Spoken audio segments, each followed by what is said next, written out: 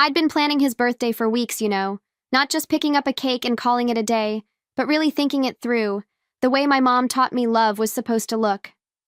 His favorite chocolate cake from that tiny bakery across town, the one that smells like warm sugar the second you walk in. A simple dinner at home, candles instead of harsh lights, soft music instead of TV noise. I even took the afternoon off work, which my boss hated, just so I could make everything perfect. Because in my head, he was the kind of man who deserved to be celebrated properly. On the way to the bakery, I caught myself smiling like a teenager. I kept thinking about how surprised he'd be if I showed up at his office with the cake and a little bow-tied box in my hands. I was picturing his coworkers teasing him, saying he was spoiled, and him pretending to be embarrassed.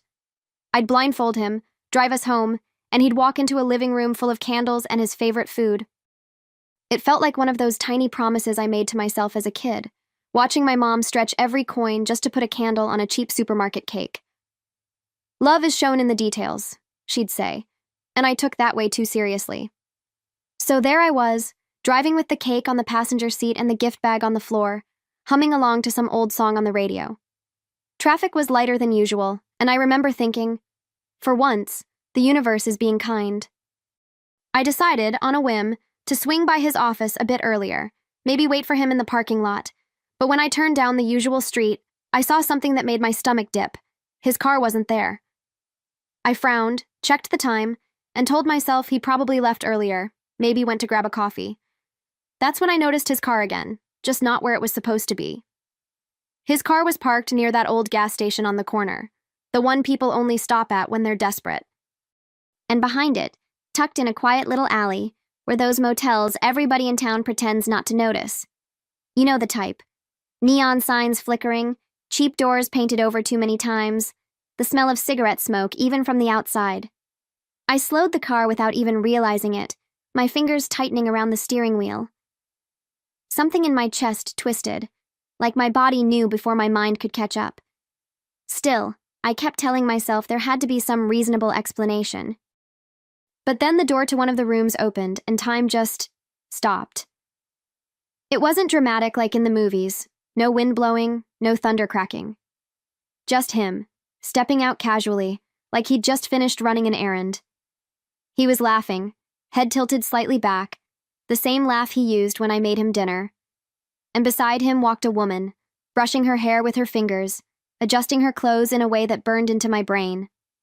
They looked comfortable, too comfortable. My heart didn't break all at once. It cracked slowly, like ice under too much weight.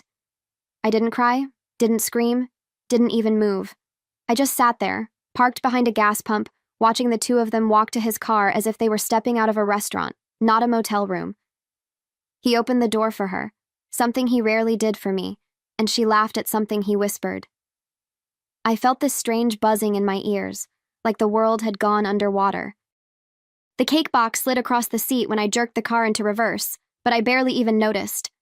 I drove off before they could see me, hands shaking so badly I had to grip the wheel with both just to keep the car straight. The afternoon sun looked different, harsher somehow, washing everything in this blinding light that made my eyes sting. I kept replaying the way he adjusted his shirt, the way she touched her hair, the stupid, careless ease of it all. The cake box thudded again when I took a sharp turn, its sweetness suddenly feeling like a joke I wasn't in on. I remember glancing at it and thinking how pathetic it looked sitting there, all dressed up for a man who had just walked out of a motel. It felt like every detail I had planned had turned into an insult. I didn't have a plan, not yet. I just drove, letting the road guide me because my mind was too foggy to trust. Every time I blinked, I saw them again, walking out together like it was the most natural thing in the world. A part of me wanted to pull over and scream until my throat tore open. Another part, the quieter, colder part, was already observing everything with the sharpness of someone waking up from a long, stupid dream. That part of me whispered, "Don't let him know you saw." By the time I reached home, my whole body felt hollow. I carried the cake inside like it weighed 100 pounds and set it on the counter without even looking at it. The candles were still in the drawer, the gift bag still neat, the dinner ingredients ready to be cooked, every symbol of love perfectly intact, except me.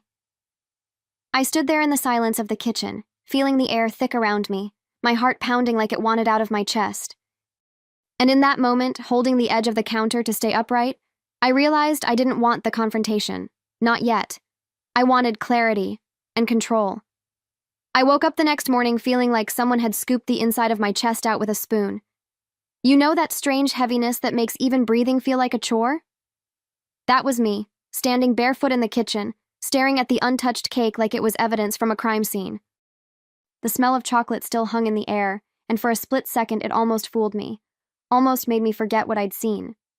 But then the image slammed back into my mind. Him laughing, her adjusting her clothes, both of them stepping out of that motel room as if they owned the place. My hands started trembling again, but this time, not from heartbreak, something sharper. I made coffee because I needed something to do with my hands, something grounding. The sound of the machine was oddly comforting, like a tiny piece of normal life clinging to me. As the mug warmed my palms, I found myself replaying every moment from the past year, the late nights he had to work, the sudden shower he'd rushed to take, the times he accused me of overthinking. Funny how betrayal rearranges the past for you, turning memories you loved into clues you missed. Each one stung like a fresh slap. Still, I didn't cry. I felt too numb for that, too stunned for the luxury of tears. Around noon, I checked my phone and saw his usual text. "Morning, babe.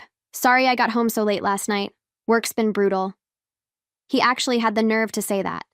Reading it made something inside me click into place, like a lock turning. I typed back a simple, "I know, it's okay," and hit send with a steady hand. Because if he thought I was clueless, I'd let him think that. For now. Silence, I realized, can cut sharper than screaming. The rest of the afternoon felt like walking underwater. I moved slowly, deliberately, as if any sudden motion might shatter whatever was left holding me together. I cleaned the kitchen even though it was already spotless, rearranging things that didn't need rearranging just to keep my hands busy. Every corner of that house held some memory of him, and each one felt like a splinter working its way deeper under my skin. But mixed in with the ache, something else began to simmer. This low, quiet anger that felt steadier than grief, like a flame that had finally stopped flickering and decided to burn. When he walked through the door that evening, he acted exactly like the man I thought I knew. He tossed his keys in the little bowl by the entrance, kissed me on the cheek with that rehearsed tenderness, and sighed dramatically. Said work was draining him, and that he wished he could just take a break. He didn't look tired, though, not the kind of tired you get from work. He looked nervous, the kind of nervous someone gets when they're juggling lies and hoping none of the plates fall. I watched him closely while he talked, pretending to be absorbed in folding laundry. Every word out of his mouth felt like a thread pulling tighter around his own neck, and the way he kept checking his phone, that was new. He angled the screen away from me, fingers tapping like he had ants under his skin. He told me he was going to shower before dinner. "To wash off the day," he said. I nodded, smiling like I couldn't see the guilt dripping off him. When the shower started running, I stood outside the bathroom door for a moment, listening. Not because I wanted to invade his privacy, but because I needed to hear the water, needed proof he was actually behind that door. Funny how betrayal turns the ordinary into suspicion. I could smell the steam creeping into the hallway, thick and warm, mixing with the faint scent of his cologne. The same cologne I'd once loved on him now made my stomach twist. Everything familiar had turned foreign overnight. I walked back to the kitchen and lit the birthday candles anyway. Not for him, for me. To see if I could stand there, in that room full of last night's broken plans, without falling apart. The soft glow reflected in the window, casting warm little halos across the counter. And for a moment I felt strangely steady. I set the table the same way I'd planned to, placing the wrapped gift in the center like some kind of cruel centerpiece. I wasn't celebrating him. I was studying him. He came out of the shower smelling like soap and lies, hair damp, face flushed from the heat.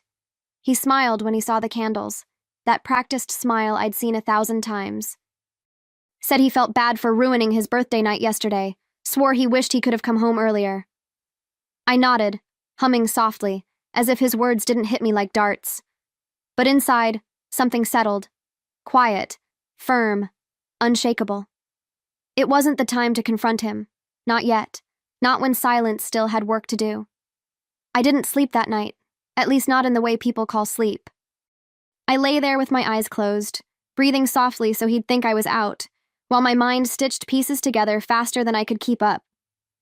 Every lie he'd ever told me replayed like a movie on loop. The late meetings, the dead phone battery, the sudden need for privacy he never had before. And as each memory resurfaced, it slid into place with sickening clarity, forming a picture I couldn't unsee. It wasn't one mistake. It was a pattern, a routine he'd been polishing behind my back. Around dawn, I slipped out of bed and padded into the living room, the floor cold under my feet. The house was still, that kind of early morning quiet where even the refrigerator hum feels too loud. I wrapped myself in a blanket and opened my laptop, hands trembling, not from fear, but from anticipation. I started with the credit card bill, scanning through purchases I'd never paid attention to. There it was, charges from cafes he never mentioned, late-night gas stations nowhere near his office, little payments that didn't fit the man he pretended to be. Each line felt like a breadcrumb leading me straight into the dark. Then came his car's mileage. Yes, I checked that too. He always bragged he was meticulous, and apparently he was right. He logged his mileage on a tiny notepad he kept in the glove box. I compared it to his supposed work schedule, and the numbers didn't lie. He hadn't been commuting to the office on half the days he claimed to. My stomach tightened, but not with heartbreak, more like resolve. Proof wasn't hard to find once I stopped protecting him with my own trust.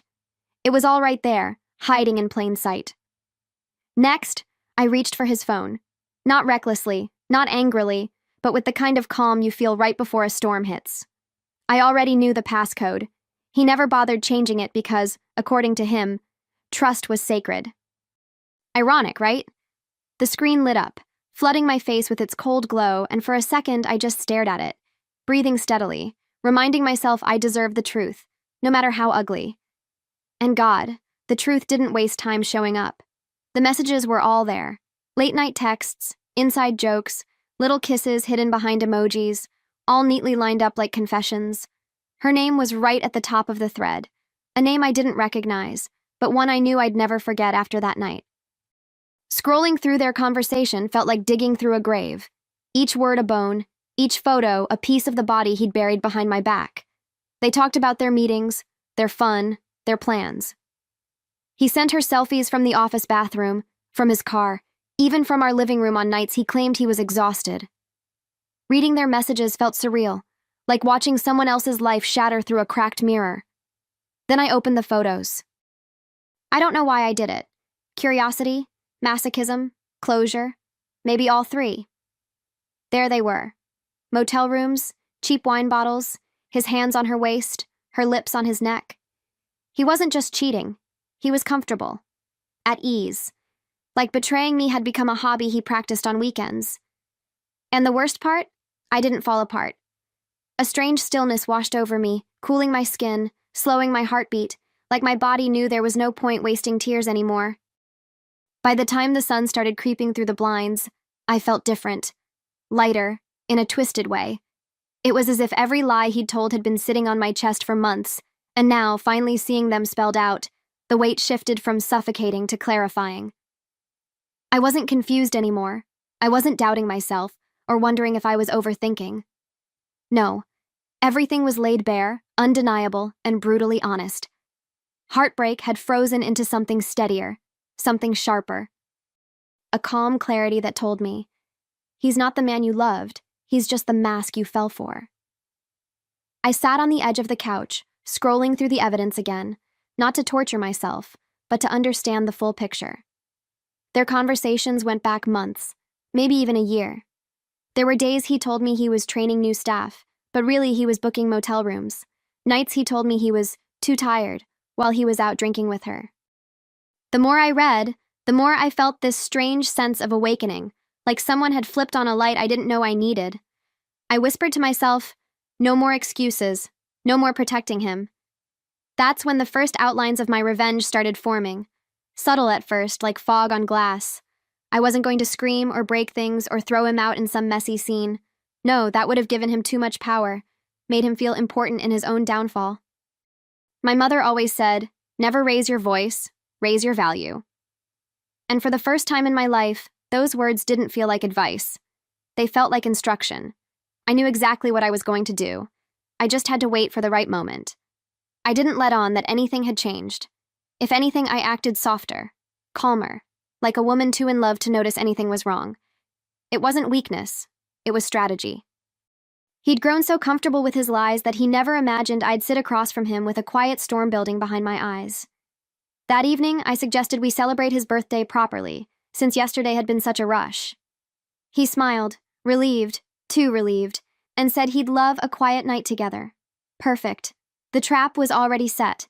I made dinner the way he liked it: pasta, garlic bread, a glass of red wine. The house smelled warm and familiar, a comforting disguise that soothed him into lowering every guard he had left. He sat at the table scrolling through his phone, smirking at messages he thought I didn't see. I watched him laugh under his breath, pretending I was just focused on stirring the sauce. But inside, my thoughts were sharp, precise, like someone slowly flipping through a folder of evidence. Every lie he'd ever told me had a timestamp now. When we finally sat down, he poured himself more wine and started talking about work. He said he had a big project coming up, and that he'd be home late a lot in the next few weeks. He said it so casually, so effortlessly, like it was the most normal thing in the world, and in third person, I repeated his own excuses back to him. He said he was staying late again, I murmured, still smiling. He swore he was exhausted. He laughed awkwardly, not catching on yet, thinking I was joking. But the way his eyes flickered, barely, told me his instincts were waking up. I let the silence stretch just long enough to make him shift in his seat. Then I looked at him, really looked, and said softly, "He insisted nothing was happening. He swore I was imagining things." This time the words didn't come out like a joke. They came out steady, deliberate, like a mirror I was holding up for him to stare into. His hand froze halfway to his glass, and for the first time all night, he met my eyes. There it was, the flicker of fear, quick as a camera flash. He tried to laugh it off, of course, asked if I'd been watching some crime documentary again, said I always get paranoid after those shows. His voice cracked at the end, though, and he cleared his throat, trying to cover it. I leaned back in my chair, tilting my head just enough to study him the way he'd studied his lies, carefully, quietly. Then I set my phone on the table, screen down, and tapped it twice with my finger. He watched the motion like it was a loaded gun. He said he was loyal, I continued, almost whispering. He said he'd never hurt me. His face paled, real fear now, not the playful kind. He reached for his wine again, but his hand shook just enough for the glass to tremble against the table. That's when I turned the phone over, letting the screen light up with the very first message from her. Just his name on her lock screen notifications was enough. He stared at it like it was a ghost. He reached for the phone with this desperate, clumsy motion, but I slid it just out of reach with 2 fingers, calm, precise, like I'd practiced this moment in my head 100 times, which, honestly, I had. When he realized he couldn't grab it, his whole posture collapsed, shoulders slumped, eyes wide, lips parted as if words might fall out if he just breathed hard enough. But nothing came. Not at first. Finally, he managed, "It's not what you think." The classic line. The one every cheating man seems to get issued at birth. I didn't raise my voice. I didn't need to. I simply turned the phone so he could see the screen clearly and began swiping through the photos, each one glowing like a tiny electric betrayal. I watched the blood drain from his face, watched his mouth tremble as if he could somehow talk his way out of pictures he'd willingly posed for. Then came the begging. He reached across the table, voice cracking as he said he never meant to hurt me. He said it was a stupid mistake, a phase. Nothing serious, as if reducing it made it less real. He even blamed work stress at one point, said all the long hours had made him lose himself. But I didn't flinch, didn't look away.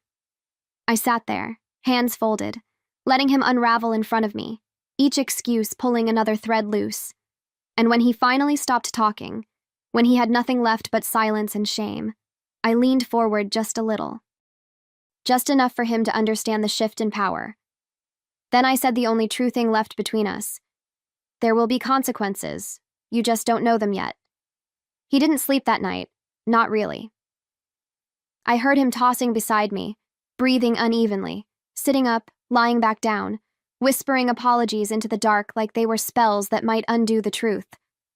but I stayed still, eyes closed, letting him drown in everything he'd created. It was strange. I felt almost peaceful. Like the storm that had ripped through me days ago had finally emptied itself out, leaving behind a quiet, focused calm. Revenge doesn't come from rage. Mine came from clarity. By morning, he was a mess. Eyes red, hair tangled, pacing the kitchen while pretending to make coffee. He kept glancing at me, waiting for a reaction, a conversation, a breakdown, anything he could engage with. But I gave him nothing except a polite morning as I buttered my toast. His confusion grew with every second I refused to crumble. He asked if we could talk, wringing his hands like a guilty teenager caught sneaking in past curfew. I smiled faintly and told him I already had a plan for us. I let him believe us was still a possibility. Let him relax just enough for his shoulders to ease, let him think he still had space to negotiate. Then I asked him to meet me after work, said we needed to reset and rebuild. Words he latched onto like a drowning man clutching driftwood. He agreed immediately, swore he'd be there early, promised he'd make everything right.